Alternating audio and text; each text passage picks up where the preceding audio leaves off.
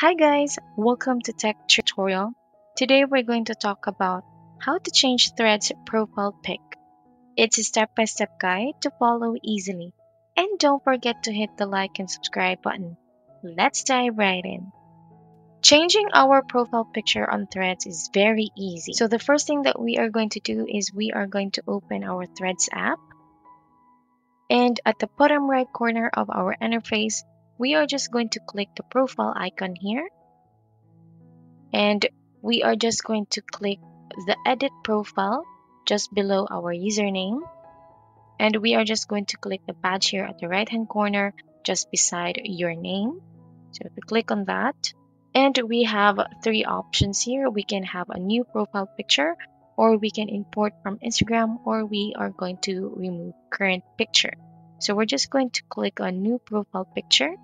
So let's say I want to use this picture, so we're just going to click next and then click next, and there we go. Just click done, and there we have it. Our profile picture is already updated here on Threads.